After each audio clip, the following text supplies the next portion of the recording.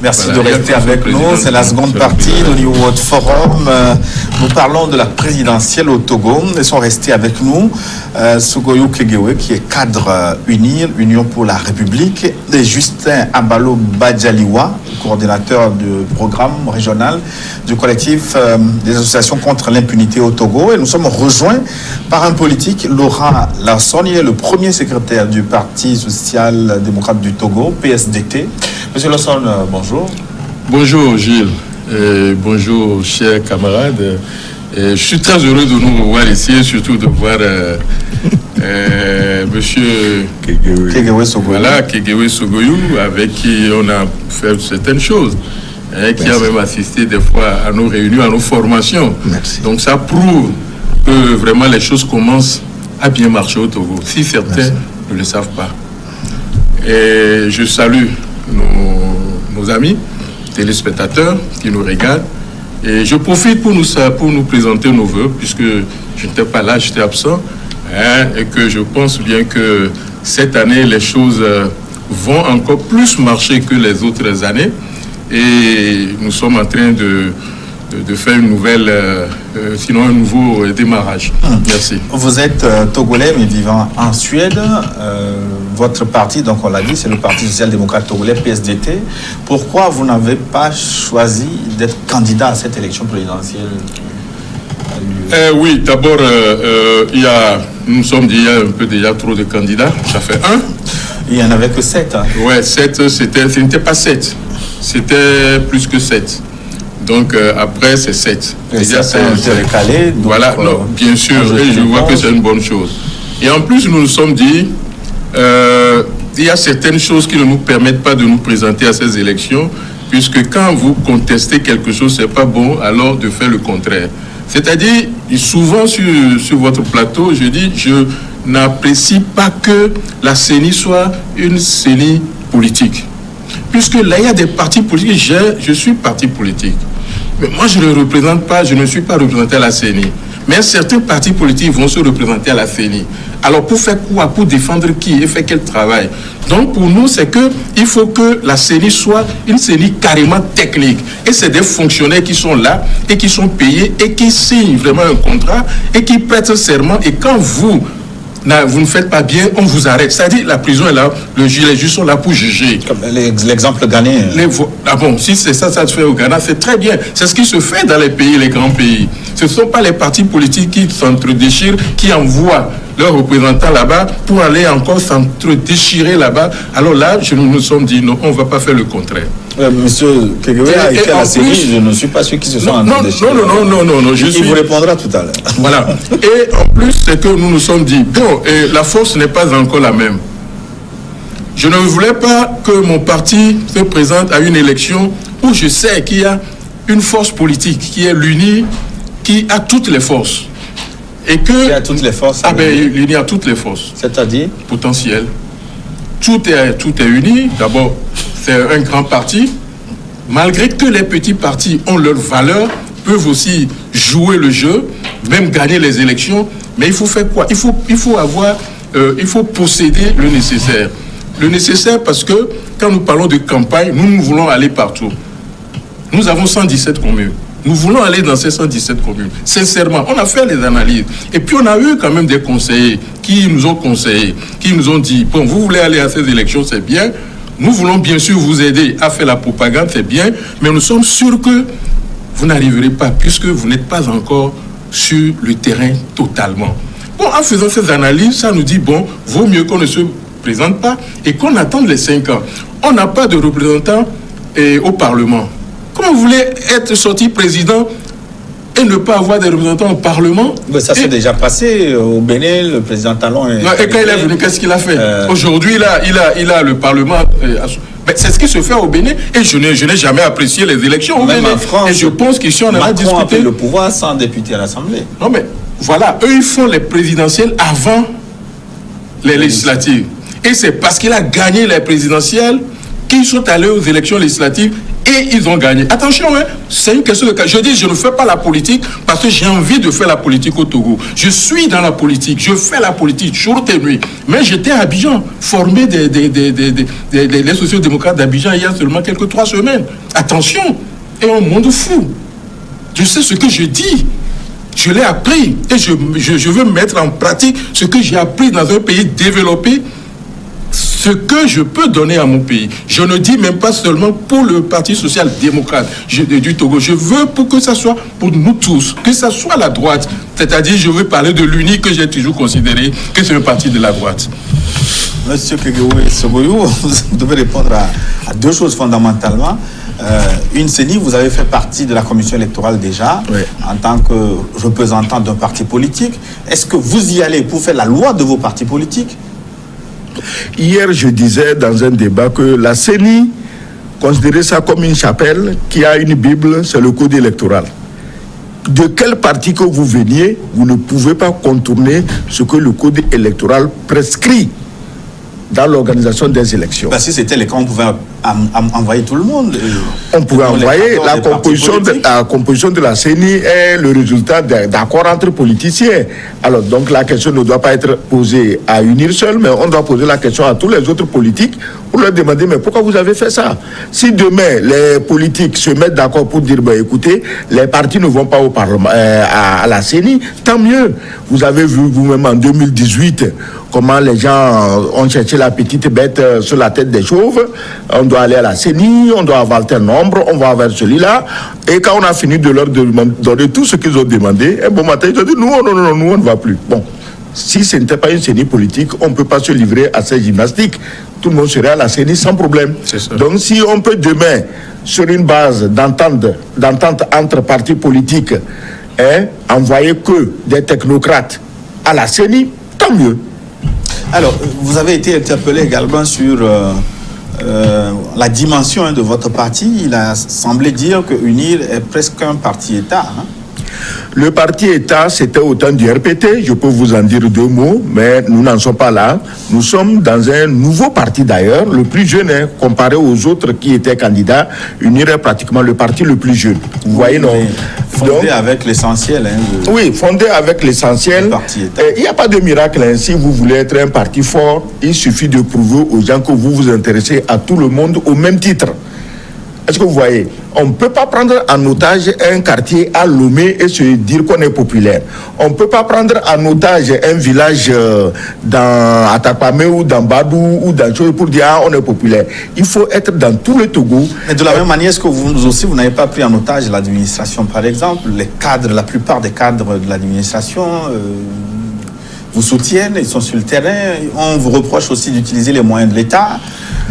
Oui, les moyens de l'État, on va en reparler. La dernière fois sur Nana FM, on m'a fait la même remarque et j'ai dit à celui qui me posait la question, descendez voir la voiture avec laquelle je suis venu. Si c'est une voiture RTG, vous allez confirmer vos accusations. C'est quoi les moyens de l'État?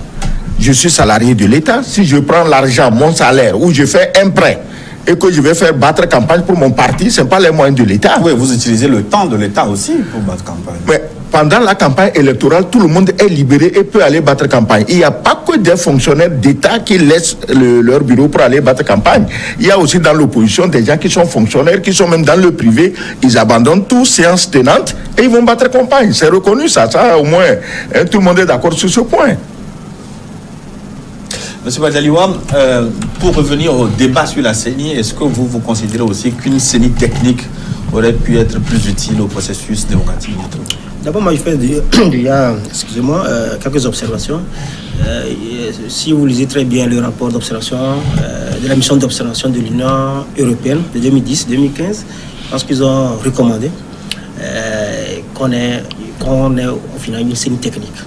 Nous aussi, le CACIT en juillet dernier, après l'observation de l'élection locale, nous avons aussi fait une recommandation dans ce sens. Mais pour nous, c'est une recommandation, reste une recommandation en ce sens qu'il appartient aussi aux acteurs, surtout à l'État, de voir dans quelle mesure on peut le mettre. Maintenant, il y a fondamentalement une question qui se pose. Pour nous, au-delà de cette recommandation, on s'interroge aussi, est-ce que au Togo, nous avons déjà cette maturité est-ce que nous pouvons le faire? est-ce que les gens sont déjà prêts à mettre en place une CENI technique? Puisque lorsqu'on parle de la CENI, c'est des représentants, c'est vrai que le code électoral est là, mais ils sont envoyés par leur parti politique, ils doivent rendre compte à leur base. Maintenant, mais il se fait aussi que cette CENI aussi a été décidée aussi dans l'accord politique global aussi. Donc, et il y a une répartition avec les partis entre la mouvance présidentielle et l'opposition, l'administration, ainsi de suite. Donc, pour nous, lorsqu'on fait une analyse approfondie, nous avons la perception aussi que les acteurs politiques togolais ne sont pas encore prêts. Donc la perception qu'ils ne sont pas encore prêts à aller dans une scène technique parce que chacun veut quand même tirer le bras de son côté. Chacun veut de contrôler de bout en bout le processus et s'assurer que c'est moi qui prends le devant. Donc pour nous, peut-être qu'on peut essayer, mais essayons quand même d'avoir des acteurs encore, on ne dirait pas plus éclairés, mais qui s'acceptent. Parce que la politique au Togo, lorsqu'on fait aussi, on regarde un petit peu, les acteurs politiques ne se font pas vraiment confiance. Ils pensent que c'est là aussi le fondement de cette préoccupation. Si se faisait confiance, nous pensons que la question de la scène technique ne se poserait pas. Et on fera comme dans les autres États où c'est l'administration qui organise. On va revenir donc à notre scrutin du 22 février, pour évoquer les premières déclarations des candidats à l'issue du scrutin. Je voudrais qu'on commence par le communiqué de presse sorti par l'ANC, l'Alliance nationale pour le changement de Jean-Pierre Fabre. Pour le dire sans ambiguïté, l'ANC, Jean-Pierre Fabre reconnaît sa défaite. C'est la lecture que je fais du communiqué, M. Kegeo. Oui, écoutez, même l'adversaire le plus coriace, s'il fait quelque chose de bien, dites qu'il a fait du bien. Nous ne sommes pas dans la situation hystérique ou quand c'est le pouvoir ou le parti au pouvoir qui fait, même s'il fait venir, fait tomber le miel et le lait, on dit c'est mauvais, que c'est amer. Jean-Pierre Fabre a constaté, il n'y a pas encore de résultats officiels, mais il a eu la modestie de constater et de dire, écoutez mes amis, j'ai été sorti de la course par deux partis qui sont devant. Ça, il faut beaucoup de courage et je crois que Jean-Pierre Fabre commence à montrer qu'il mûrit. Il aurait dû mûrir plus tôt, ça aurait été plus bénéfique. Monsieur Lawson, c'est au Togo où Jean-Pierre Fabre, quelques heures après la fermeture des bureaux de vote, sort un communiqué pour dire que son parti s'est fait devancer par deux autres. Non, je pense que les choses commencent à changer au Togo. On pense qu'il n'y aura pas de changement. Petit à petit, le changement viendra. Et ça commence. Donc, si Jean-Pierre Fabre, aujourd'hui, reconnaît que vraiment l'engouement du passé n'est plus la même chose aujourd'hui à son niveau, donc quelque part je pense que c'est bien. Je n'ai rien à critiquer de lui. Pour la première fois je l'acclame parce que déjà il reconnaît ce qu'il faut reconnaître. Il ne faut pas insister sur ce que toi-même tu vois que c'est pas bon et que tu dis le contraire de la chose. Donc, je n'ai plus rien à dire que c'est seulement de l'apprécier et de lui jeter des fleurs. Les premières déclarations de médecin Agbeoumé Kodjo sont un peu différentes. Agbeoumé Kodjo clairement dit qu'il a été triché. Oui, parce que c'est un homme politique qui parle. C'est un homme politique qui parle à l'issue d'un événement important, historique, l'élection présidentielle. Je pense qu'il faut être prudent. Nous, en tant qu'observateurs, nous ne faisons que constater. Et au moment venu aussi, nous allons apprécier. Je pense que c'est ce que nous pouvons a priori. Si c'est un homme politique qui dit qu'il a été triché, nous attendons quand même de voir.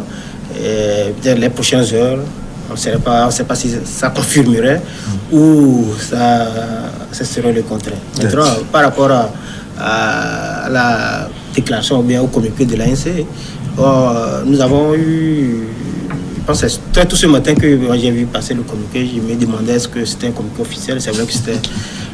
j'étais un peu surpris. Donc vous avez douté, Oui, il y a du douté, donc je ne sais pas. Mais cela révèle tout simplement que si aujourd'hui il reconnaît sa défaite, qu'il a été dévancé par deux autres partis politiques, je pense que ça, c'est un déclic. Et c'est le paysage politique qui est en train d'être changé. Et c'est de bonne guerre pour les analystes pour voir comment le pays va être gouverné dans les prochains 5 ans avec les acteurs pertinents qui sont là. La déclaration de Agbéomé, je ne la connais pas. Je ne l'ai pas lue. Il a fait une conférence de presse dans la nuit où il estime qu'il y a eu des fraudes ou des tentatives de fraude. Et qu'on l'a volé. Qu'on tente de le voler. Oui, attends. Vous savez, je dis aux gens, ils n'ont qu'à changer de mentalité. Le temps évolue. Nous, à Unir, on n'est plus dans ces blablabla. Hier, c'est quelqu'un qui semblait avoir déposé un droit d'auteur sur l'expression « on m'a volé, on m'a triché » ou « fini ». Et aujourd'hui, celui-là renonce à ce droit d'auteur et Agbéomé trouve qu'il faut rapidement récupérer la formule. Moi, je crois qu'on peut rester honnête, même dans la défaite. Ça prépare l'avenir. Ça prépare l'avenir. Vous restez honnête et fier dans la défaite, ça prépare l'avenir. Agbéomé, s'il récupère les formules usées, éculées, on m'a volé, on a fait ceci, on a fait cela. Et si vous apportez les preuves Il ne les aura jamais parce que ça n'a jamais existé. Pourquoi on le volerait? Il ne menace personne. Agbéomé ne menace personne. Il a fait du bon score dans l'un ou l'autre bureau de vote. C'est normal. En politique, chacun a son fief. Maintenant, si dans le fief de l'autre, tu n'as rien, ne dis pas qu'on t'a volé. Parce que là où toi, tu as fait de bons scores, l'autre n'a pas dit que tu l'as volé. Est-ce que quelqu'un accuse Agbéomé d'avoir volé quelqu'un? Non. Pourtant, ne vous en faites pas. Il y a des pays où c'est les oppositions qui volent. Oui, mais il s'appuie sur certains éléments quand même. Donnez-les. Oui, par exemple, il est allé dans le Tôme où il a été empêché de battre campagne. Sa route a été barrée. Il peut se prévaloir de cet incident, par exemple. Mais qui lui a barré la route? Dis-moi qui lui a barré la route. Moi, je suis uni. Je ne réponds pas de ce que je n'ai pas fait. Je ne réponds pas de ce que je ne sais pas. Qui lui a barré la route? Mais l'État a la responsabilité de lui déblayer les terrains. Oui, mais eux, comme ils étaient protégés par le Saint-Esprit, ils ont dit qu'ils n'ont même pas besoin de la protection de l'État. C'est différent, non? Le Saint-Esprit, c'est plus grand que l'État. N'est-ce pas? C'est ça le problème. Alors, pour tirer les grands enseignements de ce scrutin, je voudrais qu'on parle un peu de l'organisation de l'opposition durant ce scrutin présidentiel. On a vu que c'était une campagne finalement à 2 vitesses. Donc, au fait, j'ai aimé la campagne. J'ai aimé tout ce qui s'est passé. Mais est-ce que certains n'avaient pas plus de moyens que d'autres? Non, mais écoutez, certains auront toujours plus de moyens que d'autres. Ça, il faut le reconnaître. Et surtout, ceux qui sont au pouvoir ont toujours de moyens plus que d'autres. Mais des fois, ça peut aussi être le contraire. Mais ce que nous devons savoir, c'est que le gouvernement, sinon le pouvoir sortant, a toujours plus de moyens parce que d'abord, ils ont travaillé, ils ont mené certaines actions que eux, ils vont chercher à mettre au profit de leur campagne. Mais l'opposition qui n'a jamais gouverné, donc n'a pas de résultats à donner, seulement que de faire de propositions. Alors, l'UNI a fait de très bonne campagne, ça je le dis parce que c'est ce que j'ai vu à la télé. Je ne faisais pas partie de la campagne. Et le camp Agbéomé aussi, même chose que je vois, ce que j'ai vu, aussi bien que l'ANC. Si ce ne sont pas les photos et les films qui m'ont trompé, parce que je suis rentré le jeudi soir. Mais toutefois, tout ça s'était passé sans blessure, pas de mort, pas de sang et tout ça. Donc déjà, il faut apprécier, on commence à pas avancer. Mais l'opposition, quelque part, dont je fais partie de l'opposition, seulement qu'il y a les vrais opposants, et nous ne sommes pas encore vrais opposants, et ils se comptent. Votre parti? Mais c'est ce qu'ils disent. Dans ce Togo, dans l'opposition, nous avons les vrais opposants, les meilleurs opposants, et nous avons les faux opposants, sinon les petits opposants qui n'ont pas de force. Mais sans oublier que c'est l'intelligence qui gouverne un parti politique.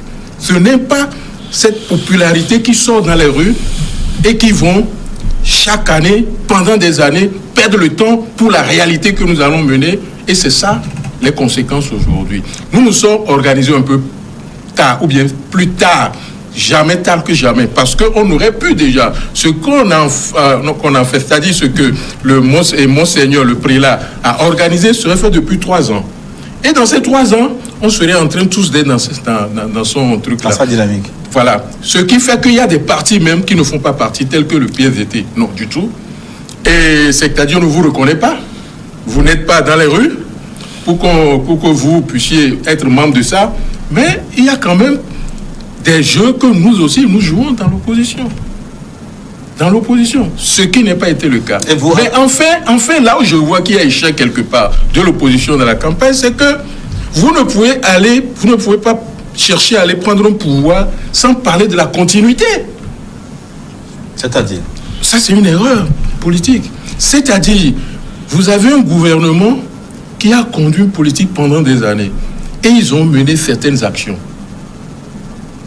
Dans les programmes que j'ai écoutés, c'est-à-dire les débats qu'ils ont menés, il n'y a pas une continuité parce que, oui, quand nous serons là, nous verrons ce que le gouvernement, c'est-à-dire le pouvoir actuel ou le pouvoir sortant, a fait et que nous comptons que nous allons continuer. Nous avons le PND, c'est ça, non? Ouais. Je ne dis pas que c'est le projet le plus meilleur du monde, mais qui peut-être fait partie quelque part d'un projet qui peut émerger notre pays quelque part. Il peut avoir des lacunes, et il y en a. Je l'avais dit sur ce plateau. Mais ces lacunes, on va essayer de les remettre en place et nous allons peut-être continuer. Parce qu'il y a des bailleurs de fonds. Il y a des gens qui investissent de l'argent au Togo. C'est ça la continuité. Et quand vous pensez que vous allez venir et vous parlez des projets que vous ne maîtrisez même pas encore et vous attendez que quand vous allez venir, vous allez faire des projets sans savoir que des gens sont derrière et nous regardent, quelque part aussi, c'est grave. Donc, le pouvoir, en quelque sorte, dans sa campagne, ou bien dans ses dires, ou bien dans son travail, nous dévance. Ce qui ne devrait pas être le cas, mais ça a été toujours ainsi parce que dans les pays développés, c'est la même chose. Vous m'avez parlé entre-temps de Macron. Macron, il était au pouvoir. Il était ministre de l'économie, de trucs. Et il sait ce qui se passait là. Vous voyez? Et il a pris l'initiative en ayant ce de travail avec qui? Des financiers. Des financiers, je sais que nos financiers au Togo ne sont pas encore des financiers, mais avec des financiers. Et quand les financiers vous sont derrière vous, vous gagnez les élections. Oui, mais qu'est-ce que vous voulez dire? Ce que je retiens, c'est que pour pouvoir gagner les élections, quand on est dans l'opposition, vous pensez qu'on doit faire l'expérience du pouvoir. Est-ce que c'est cela que vous dites? Mais il faut faire l'expérience du pouvoir. C'est-à-dire comment? Nous ne voulons pas approcher le pouvoir, on a toujours refusé. Et quand même vous allez à des réunions avec le pouvoir, on vous traite de ventocratie, on vous traite de tout, et finalement tout le monde a peur de discuter. C'est comme j'ai le monsieur Kogo devant moi, avec qui on nous voit en route aujourd'hui, on va nous dire, mais le PSDT a commencé par aller à l'UNI parce qu'il est de l'UNI. Mais on se connaît. Mais est-ce que c'est pas vrai que l'UNI aussi a une grande force de phagocytose, parce que... Non, écoutez, la force d'unir réside dans son acceptation de tous les Togolais. Est-ce que vous comprenez ça? Mais ceux qui... J'ai entendu certains dire que quand on veut travailler avec UNIR, UNIR cherche à tout avaler. Non. Si UNIR ne t'avale pas et toi-même tu t'avales, ne viens pas mettre ça sous le dos d'UNIR. Nous, on n'a pas un ventre aussi gros pour avaler tout le monde. Moi, je dis ceci, notre capacité à accepter tous les Togolais fait notre force. Comme l'a dit M. Lawson, les gens n'ont même pas réfléchi à la continuité. Nous, on prend le pouvoir, on fait ça. C'est-à-dire que demain, on rase gratis. Ça, ce n'est pas un programme économique, c'est un peu social. Mais demain, on ne rase pas gratis dans un pays. Mais de même que les autres ne pensent pas à la continuité, vous non plus, vous ne pensez pas à l'opposition. Mais comment ça? Qu'est-ce que tu racontes? Si ce que l'opposition dit, nous le faisons déjà sur le terrain, qu'est-ce que tu veux qu'on fasse? On ne va quand même pas entonner l'hymne à l'opposition. Parce que ce qu'ils disent, nous, on le fait déjà. Eux, ils promettent de le faire. Nous y sommes déjà. Qu'est-ce que vous voulez qu'on fasse? Non, monsieur Kogo, je veux quand même répondre quelque part. C'est que l'UNI nous avale. Ah bon? L'UNI nous avale. Donc vous êtes dans le ventre du... Oui. Vous savez que... Non, c'est vrai parce que je dis ce qui est vrai et je veux que ça change. J'aurais aimé que ça change au niveau de l'UNI. J'aurais aimé que ça change au niveau de l'État. Moi, j'ai amené des projets dans ce pays. On me pose la question, vous êtes de quel bord?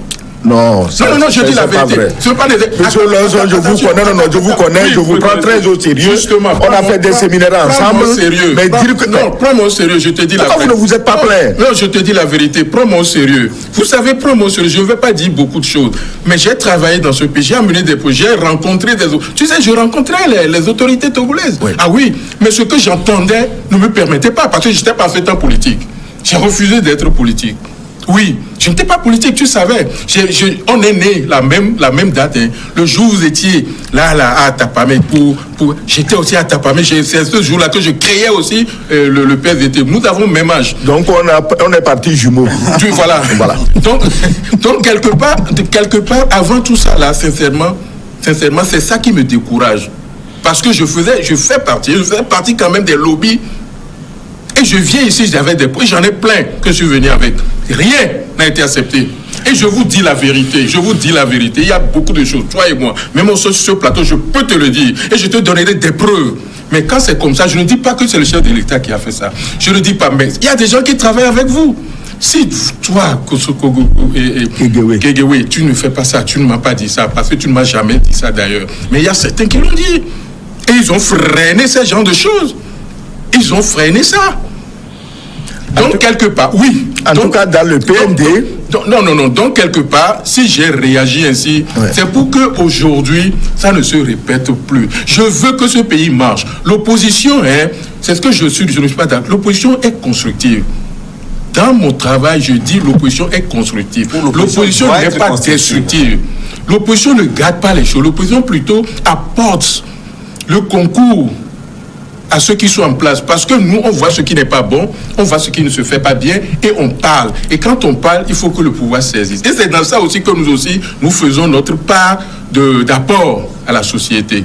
Alors quand ce n'est pas comme ça, ce n'est pas bon. J'ai travaillé en Suède, j'étais à l'opposition 8 ans. J'ai travaillé avec le pouvoir pendant 8 ans, malgré que je suis opposition. Et c'est dans ce cadre qu'on m'a confié des responsabilités. Et je suis venu au Togo pendant tous ces temps-là. J'ai pris le Togo comme pays pilote. Je faisais venir des pays ici pour qu'on travaille avec le Togo, en sorte pour mener des affaires. D'autres pays ont bénéficié. Si je vous dis que je suis allé à Abidjan, tout simplement parce qu'ils m'ont dit de venir donner des cours de démocratie, droit de l'homme et de la social-démocratie, c'est pas ça que j'ai la valeur. Je crois... Et toi aussi, toi-même, tu me connais que j'ai la valeur. Oui, avant de passer la parole à M. Badalima, on n'est pas tombé. Cette tracasserie quand on est opposant au Togo sur le plan économique. Des gens disent qu'on leur colle des redressements fiscaux. Unir n'est pas une secteur économiquement. Non, c'est quoi? Moi, je connais des opposants qui sont pleins de tellement d'argent dans ce pays et je trouve ça normal. Ils gagnent l'argent de leur travail. Oui, connaissez-vous un opposant, homme politique, un homme d'affaires au Togo? Un opposant homme d'affaires, mais il avait le choix entre la politique et les affaires. Ceux qui font les affaires, ils ont de l'argent, j'en connais, je peux vous en citer toute une panoplie, ils ne sont pas à unir. Non mais, monsieur... Ils ne sont pas à unir. Oui, mais il y a certains qui se plaignent. Parce que ce genre de propos qui discriminent, qui disent que le parti, le pouvoir ou le parti au pouvoir discrimine les hommes d'affaires qui ne sont pas du pouvoir, mais c'est dangereux. Non, monsieur Kegeou, c'est dangereux. Ce que monsieur Kegeou dit, c'est vrai. Nous avons des riches pauvres dans notre pays. Ces riches restent derrière leur argent et ils ne cherchent même pas à sortir pour prouver vraiment leur potentialité. Combien de riches sont dans nos politiques de l'opposition? Personne. Ils ont de l'argent, ils ne viennent pas, ils ne vous supportent pas, ils n'ont rien à vous donner. Parce qu'ils ont peur des représailles. Parce qu'ils ont pas des représailles. Si, oui, bon, peut-être qu'ils n'ont pas des affaires. Qui a financé les autres candidats actuellement? Non, il n'y en a pas tous. Oui, mais ceux qui ont financé, qui leur a fait quoi? 10 millions, ce n'est pas de financement. 20 millions, ce n'est pas de financement. Sincèrement. Non. Pour aller... C'est ce que j'ai dit, c'est ce qui fait qu'on n'a pas participé. Parce que moi, je veux c'est-à-dire lutter contre l'UNI. Je ne veux pas faire la campagne contre Jean-Pierre Fabre ni Agbéome Kodjo. Contre UNI, parce que l'UNI, la campagne de l'UNI, je veux faire plus qu'UNI. C'est pour cela qu'on n'a pas été. Et je veux vraiment le jour, dans 5 ans, si nous irons à ces élections et vous serez là, vous allez voir, vous-même vous allez nous apprécier. Parce que quelque part, il faut que les campagnes soient balancées. La campagne n'a pas été balancée. Alors, monsieur Badalima, vous avez beaucoup de travail pour concurrencer UNI. Vous avez beaucoup de travail. Oui, c'est vrai. Donnez-lui la parole. Justement, j'ai prévu une question. où se trouve la société civile dans ce débat, finalement, cette guerre de tranchées entre pouvoir et opposition? On a l'impression que la société civile, à son tour, est avalée par le jeu politique. Avalée, bon, il n'est pas vraiment avalé. Nous avons notre mandat. Notre mandat, nous surveillons ce que nous appelons le contrôle citoyen de l'action publique dans le cadre de nos activités. Mais est-ce que vous n'êtes pas, comment on va dire, prise en étau par les politiques? Quand on parle de société civile aussi, on dit parfois société civile proche du pouvoir, société civile proche de l'opposition. Vous savez, il y a une diversité de sociétés civiles. Chacun essaie quand même de faire. Mais elle devrait être unique parce qu'elle est censée être apolitique. J'en viens. Il y a une diversité. Chacun essaie quand même. Il y a ceux qui sont des questions de développement, santé, ainsi de suite. Il y a des questions des droits de l'homme comme nous. La question de la gouvernance, de la démocratie, l'état des droits qui font la promotion. Mais ce qui est aussi intéressant, c'est que lorsqu'on essaie quand même de voir les activités et les prises de position de chaque organisation, il faut aller voir en termes d'objectivité, en termes d'impartialité, de neutralité.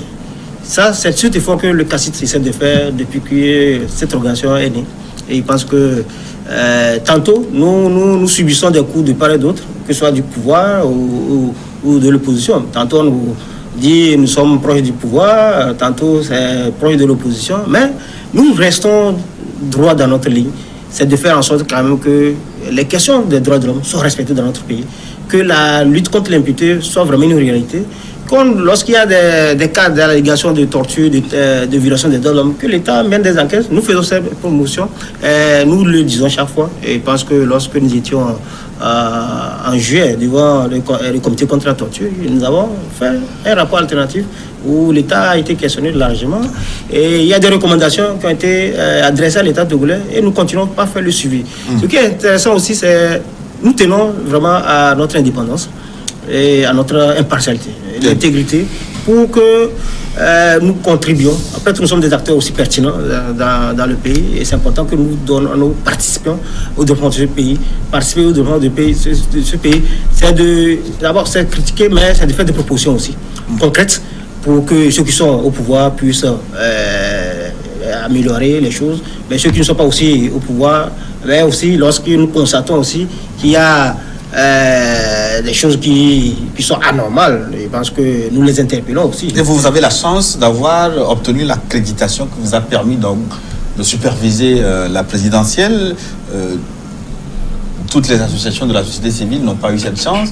Vous avez été au courant des déboires de la commission épiscopale justice et paix. Ensuite, c'est la concertation nationale de la société civile togolaise dont l'accréditation a été retirée. Et donc, pour vous, est-ce que ces associations ont fait mauvais jeu ou c'est l'État qui a abusé de son pouvoir? D'emblée, nous disons que c'est complexe, mais c'est un peu triste que nous étions arrivés là. Nous avons constaté aussi que le conseil épiscopal n'avait pas eu l'accréditation et récemment la concertation nationale de la société civile. Pour la concertation, nous disons que nous avons eu les communiqués, nous avons eu le courrier, nous avons lu aussi le courrier de la CENI qui parle pour des raisons d'ingérence et puis des raisons ignorées par rapport à ça. Il y a ce qu'en droit nous appelons le principe du droit à la défense. Lorsque nous aurons souhaité que lorsque la CENI a eu ces informations, quand même qu'on les approche et voir si on peut corriger le tir. Mais retirer l'application alors qu'ils étaient déjà sur le terrain. Maintenant, nous n'avons pas tous les éléments pour apprécier ce que la CENI dit aussi, puisque c'est un organe, c'est une institution de la République. Je pense que le temps n'était pas vraiment suffisant pour qu'il fasse un recours. Mais le droit, l'un des principes fondamentaux, c'est le droit à la défense. C'est d'appeler les concernés et essayer de discuter avant de prendre la sanction. Monsieur Kegewe, qu'est-ce que la CENI cacherait en refusant donc, en retirant l'accréditation au NDI? Et d'abord, il y a eu cette polémique sur la non-accréditation de la commission épiscopale justice et paix, alors qu'elle a toujours observé les élections au Togo. Pourquoi créer cette polémique? Certains disent inutile. On ne crée pas de polémique. C'est des gens qui créent la polémique, qui la transportent sur leur tête pour venir jeter à nos pieds. le conseil épiscopal, quand vous voyez l'église catholique manœuvrer dans ce pays, ce conseil est-il assez neutre? L'église ne manœuvre pas. Laisse-moi parler. Laisse-moi parler. J'ai dit, quand vous voyez l'église manœuvrer, parce que personne n'a contredit Kodjoro. Vous êtes d'accord? Les Afonions, les machins, les ceci, vous êtes d'accord? Est-ce que quelqu'un a contredit Kodjoro? Kodjoro étant un humain, on a le droit de le contredire. Mais personne ne l'a fait. Ça veut dire qu'on est d'accord. C'est triste. Dans les églises, ce que Kodjoro a dit, qu'on dise, on l'a répété dans toutes les églises du Togo. Alors, ce conseil épiscopal est-il neutre comme société civile pour superviser une élection? Au Congo, la Senko n'a pas fait ce que Kodjoro a fait ici. Vous allez dire, ce n'est pas l'église. Mais il est quoi? Il est archevêque émérite du Togo. Oui, mais il ne le fait pas dans le cadre... Mais dans lequel cadre? S'il n'était pas archevêque, qui le connaîtrait? Il serait en train de cultiver le cacao à chose, ou bien à chose. Qui le connaîtrait? Il l'a connu parce que il a été archevêque émérite du Togo et il a utilisé ça pour influencer les esprits naïfs pour qu'ils votent pour le candidat unique qu'il a sorti de son chapeau de magicien. Donc, la conférence épiscopale aurait dû se démarquer de toutes ces menées pour montrer qu'elle est neutre et venir travailler. La commission épiscopale apporte son soutien à Monseigneur Kodjoro. Mais si je ne dis rien, je fais quoi? Je consens. Pourquoi ne dis rien? Dis-moi. Pourquoi ne dit rien? Donc il y a eu un parce que non-dénonciation. Oui, Kodjoro agissant. Elle n'était pas obligée. Agissant au nom de Dieu. Il y a eu des communiqués. J'ai dit, laisse tomber les communiqués. Kodjoro agissant au nom de Dieu et surtout du Saint-Esprit dont il s'est approprié. Il s'est approprié le Saint-Esprit au Togo. Il est le seul propriétaire du Saint-Esprit. Il a déposé le droit de propriété. Je ne sais pas si c'est au cadastre ou à chose, mais il est propriétaire du Saint-Esprit. Pourquoi les autres évêques n'ont pas dit que le Saint-Esprit ne saurait être une propriété privée? J'ai lu un communiqué de la commission, des évêques qui a condamné Mais quand ils ont laissé que les manigans de Kodjoro passent dans toutes les églises, ils se lèvent pour raconter des histoires. Excusez-moi, c'est déjà respectable, mais ils n'ont qu'à se faire respecter davantage. Mais vous prenez les autres pour des idiots? État, ça quoi? Concertation nationale, de la société civile. Mais écoutez, ces gens sont à la droite de la droite des opposants les plus radicaux. Non. Oui. La CNSC a eu à observer plusieurs élections. Oui. Pourquoi subitement Justement, si d'habitude elle le fait et aujourd'hui on l'en empêche, c'est qu'il y a quelque chose qui ne va pas. Vous ne deviez même pas me poser la question. Puisque leur acquaintance avec le NDI et le genre de braquage qu'ils ont voulu organiser sur les élections. Qu'est-ce que vous appelez braquage? Braquage, c'est surgir quelque part avec un pistolet, braquer sur quelqu'un et prendre son argent. Oui, qu'est-ce que le NDI aurait pu faire dans une élection, sachant que le NDI avait une représentation au Togo. Attends, laisse tomber tout ça là. Si vous n'avez pas l'intention de braquer, vous venez, vous posez une demande d'accréditation, on vous l'accorde et vous venez. Vous n'avez pas de demande d'accréditation. Vous vous faites cornaquer par la soi-disant concertation machin de la société civile. Vous arrivez comme des voleurs. Je pèse mes mots. Parce que si NDI, c'est une organisation internationale, elle est connue. Elle est sérieuse. Tout le monde aimerait, justement, quand il organise des élections, que NDI vienne, c'est un plus en crédibilité. Mais quand vous venez, vous allez, par exemple, dans un hôtel. Vous prenez une chambre. Pendant que vous faites prendre une autre chambre dans un autre hôtel par un complice aussi mal intentionné que vous, donc l'hôtel où vous avez réservé aussi autour de tout le monde, en catimini, vous le quittez pour aller dormir dans un autre hôtel que vous avez fait réserver par un complice.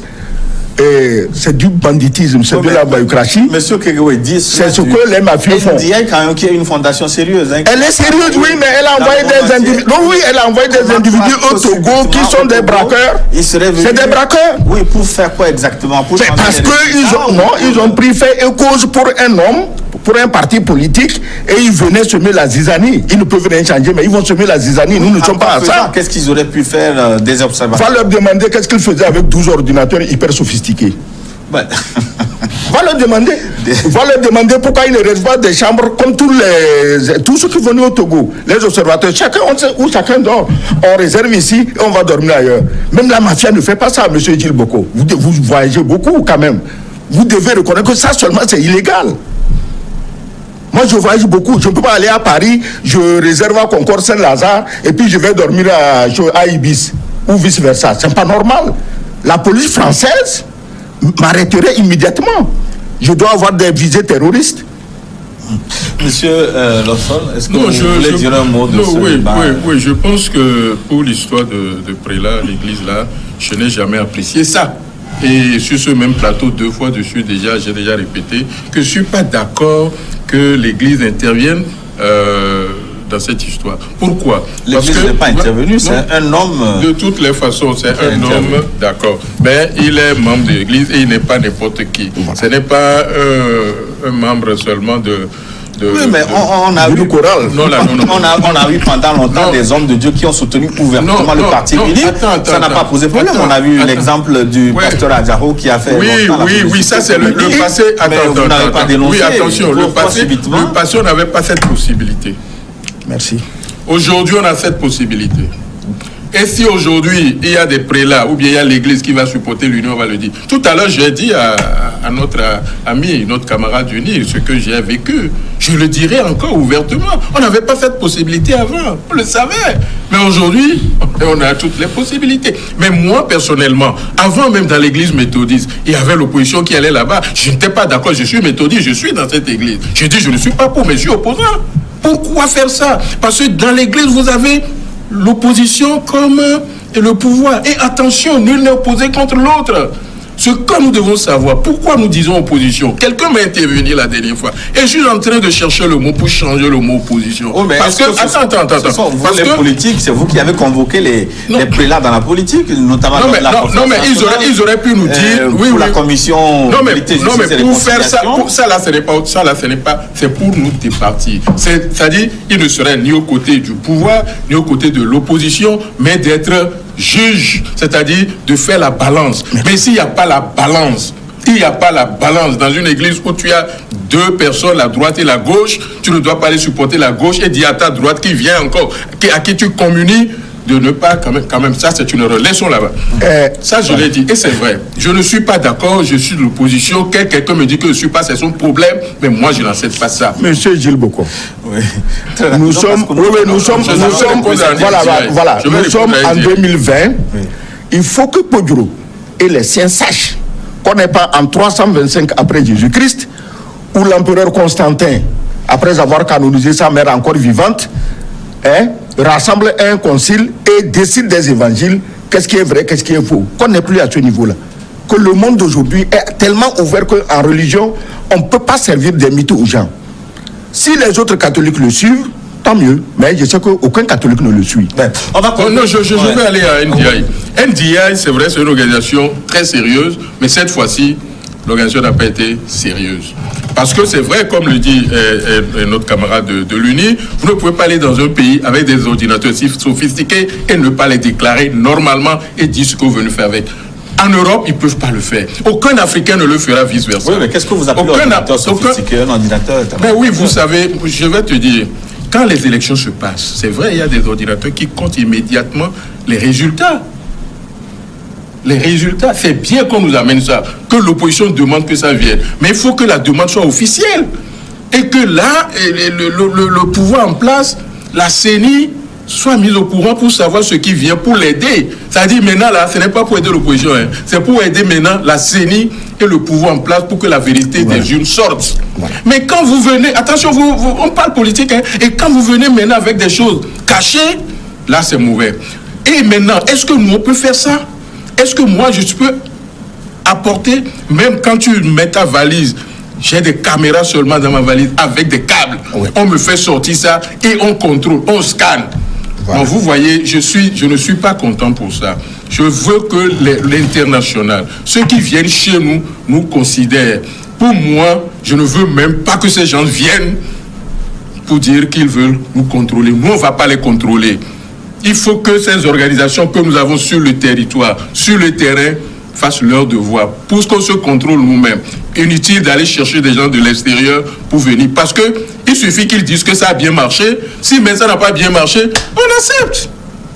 Mais voilà. ça, ouais. Il suffit que ça marche bien, ils vont dire ça n'a pas bien marché, on accepte. Alors, donc, quelque part, nous sommes capables, nous-mêmes, en 2020, à la porte de 2021, d'organiser nous-mêmes nos élections et puis les contrôler la régularité. Nous arrivons donc à la fin de notre forum. Le temps est passé très vite. Merci de votre participation, M. Badalioua. Merci d'être passé. Merci beaucoup. Merci à toi. Merci. Tu ne nous donnes même pas le dernier mot.